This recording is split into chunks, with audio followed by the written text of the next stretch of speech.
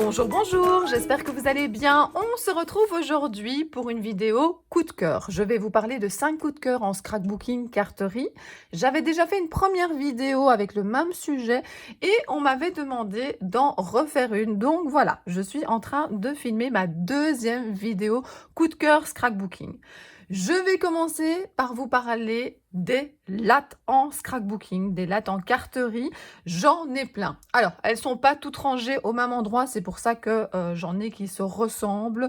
J'en ai à plusieurs endroits, j'en ai même chaque fois dans une trousse avec laquelle je vadrouille, soit dans la maison, soit même chez des scrap copines. Et donc, voilà, j'ai plein de lattes différentes. Alors pour moi, elles n'ont pas forcément la même utilité, c'est pour ça que je veux vraiment vous en parler. Tout d'abord, je vais commencer par les lattes en métal.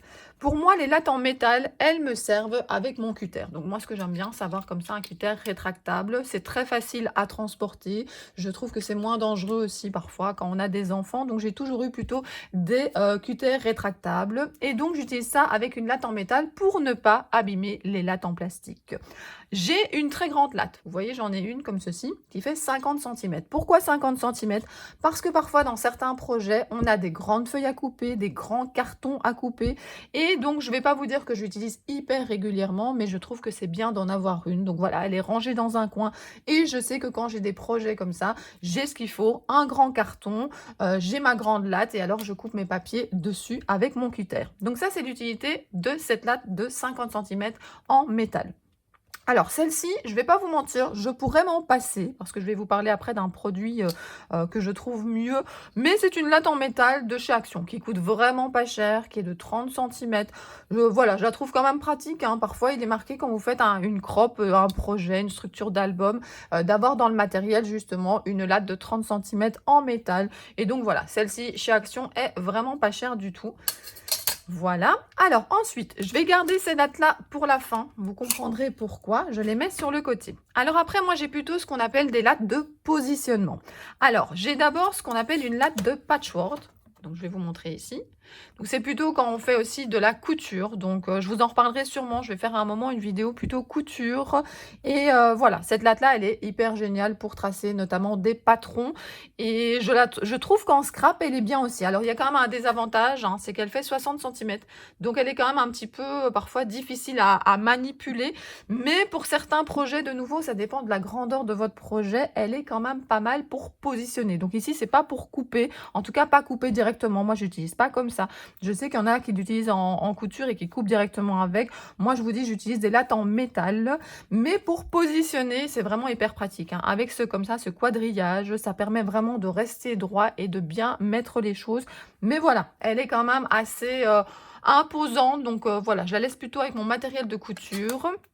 Et après, voilà, j'ai encore ces deux outils-là dont je veux vous parler. Alors celui-là, je l'ai depuis super longtemps. Je ne sais même pas s'il existe encore. Alors vous voyez, je mettais mes initiales quand j'allais justement en atelier. Et donc voilà, Toga Scrapbooking. Je la trouve vraiment très très chouette. Alors j'ai préparé près de moi pour vous montrer, parce que c'est pas juste vous montrer des produits, j'essaie aussi de vous faire des petits tests. Alors maintenant, il faut quand même que vous voyez. Alors je vais mettre la feuille comme ça on n'utilise pas du côté où il y a la bande, mais ici. Et donc regardez. Je veux par exemple mettre ma photo à 2 cm du bord. Donc je fais comme ceci. Je me mets là.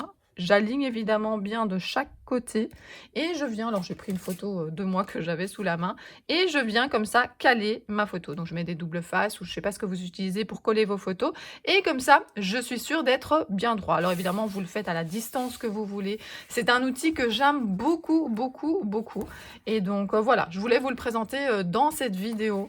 Peut-être que vous l'avez déjà, je ne sais pas si ça existe, j'aurais pu aller regarder, mais en tout cas voilà, c'est sympa.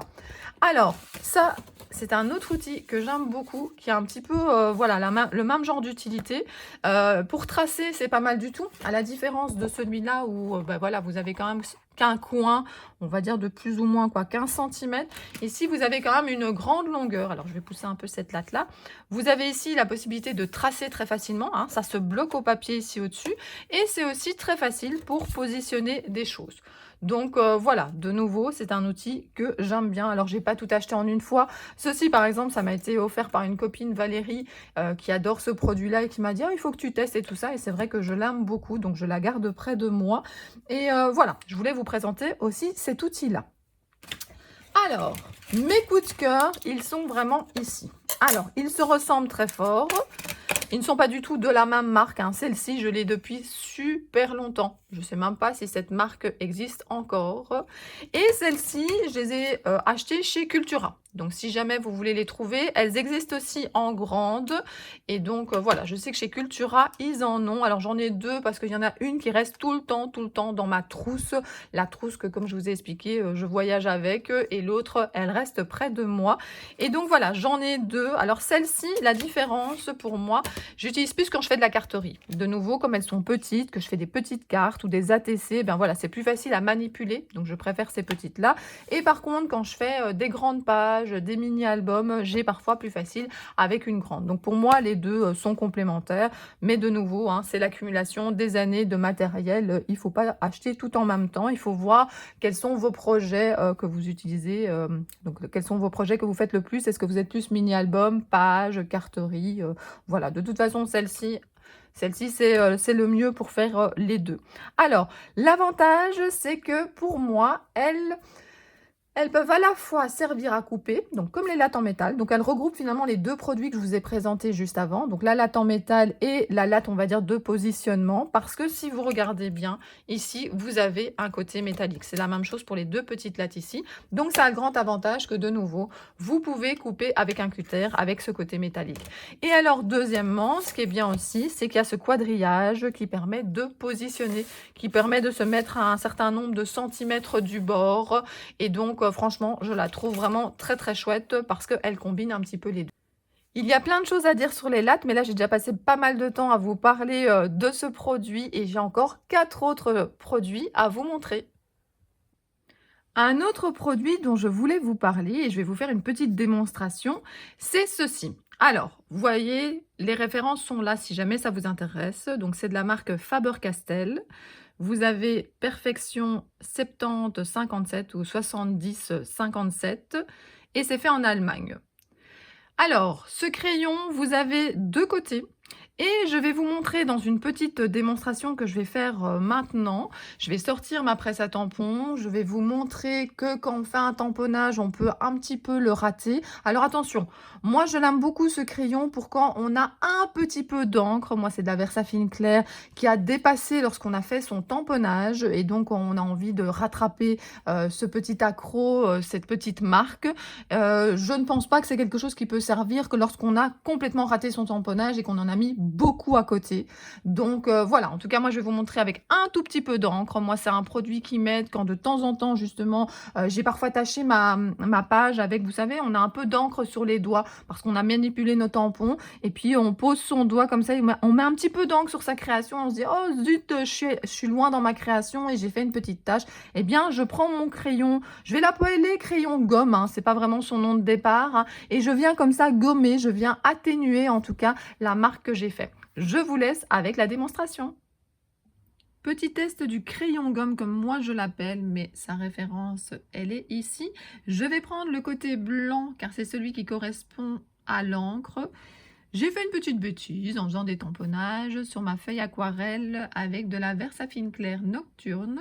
Et je vais vous montrer comment je retire ça. Alors ça risque de bouger un petit peu, mais le plus important c'est que vous voyez que ici j'ai ma trace, que j'utilise la partie blanche.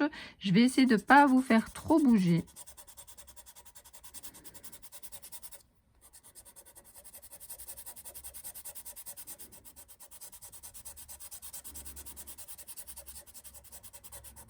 Je passe déjà une première fois, vous voyez, j'ai pas plus usé que ça mon crayon. Je passe mon doigt et vous voyez, ça a déjà bien diminué. C'était quand même une grosse trace. Je vais refaire encore un tout petit peu. Généralement, je n'ai pas des aussi grandes traces, hein. Quand moi je l'utilise, c'est voilà. J'ai fait une petite bêtise, mon doigt était un petit peu sale, ou j'avais mis un petit peu de tamponnage en trop sur le côté. Et franchement, je trouve que ça marche super bien. Voilà! Troisième produit dont je veux vous parler, c'est le massicot et la guillotine. Alors, Je scrape depuis de nombreuses années, j'ai testé plein de produits de coupe, on va dire, et je suis arrivée à la conclusion que j'ai trouvé ce qu'il me fallait. Mais à nouveau, c'est un petit peu comme les lattes, j'ai plusieurs choses parce que ça s'adapte à différentes situations. Alors, le massicot que je préfère pour l'instant, et je vous dis, j'en ai testé pas mal, c'est le Artemio ici. Les lames ne coûtent pas très cher à être remplacées, je les trouve facilement. On peut acheter par lot de deux sans avoir forcément une qui coupe et une qui plie, parce que je sais qu'à l'époque, par exemple, j'avais parfois du mal à trouver deux qui coupent et celle qui plie, j'utilise quand même beaucoup moins. Moi, j'utilise plutôt une plaque de rainuré avec justement un plioir. Donc voilà, et puis ce que j'aime beaucoup, c'est que ça se déplie ici. Ça va quand même jusqu'à, on va dire, 44 cm. Et voilà, je l'aime énormément. Il fonctionne très bien, donc voilà. Mais je n'utilise pas toujours un massicot. J'utilise parfois une guillotine. Alors l'avantage de la guillotine, c'est que moi je coupe énormément de papier aquarelle ou de papier plus épais et je n'ai pas forcément envie d'user mes lames de massicot, et donc pour ça j'ai deux massicot. Alors de nouveau, c'est plutôt une question de taille. Celui-ci, c'est le grand. Voilà, je ne le sors que quand j'ai des grandes pages. Alors il est rangé de nouveau.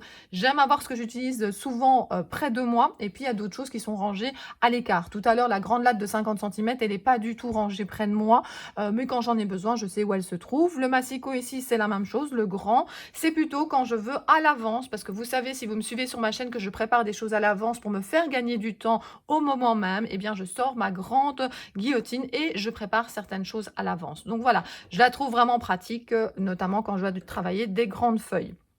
Et puis, de nouveau, le massicot, ce qui est vraiment bien, c'est qu'on n'use pas, je vous ai dit, la lame de... donc, cette guillotine est bien parce qu'on n'use pas la lame du massicot.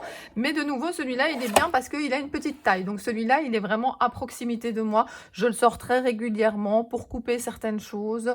Et voilà, moi, je l'aime bien. La seule chose qu'il faut bien penser, alors là, c'est juste un petit conseil, c'est que vous devez vraiment bien appuyer, que ça soit ici ou ici, mais surtout quand vous avez des grandes feuilles, sur la partie blanche pour bien stabiliser votre papier.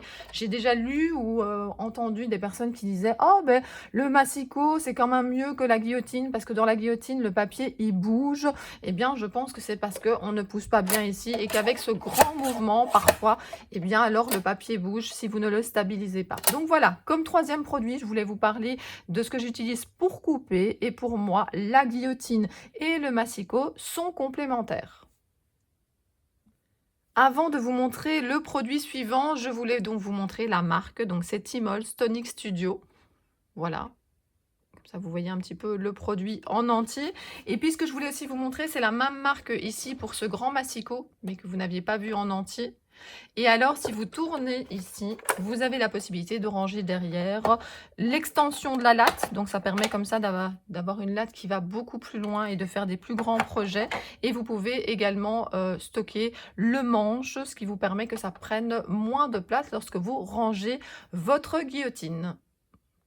Comme quatrième produit coup de cœur, j'aimerais bien vous parler de mes pinces. La plupart d'entre elles sont des pinces inversées.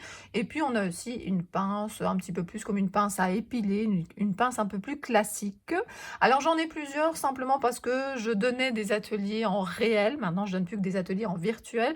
Et ça me permettait de prêter du matériel. C'est pour ça que j'en ai plusieurs. Et aussi parce que j'aimais bien celle-ci. Mais après, j'ai vu et j'ai eu un énorme coup de cœur pour la Tonic Studio. Alors, qu'est-ce que c'est qu'une pince inversée? Alors d'abord, une pince classique, c'est une pince que si vous voulez tenir, vous devez vraiment rester appuyé. Ça, vous connaissez bien.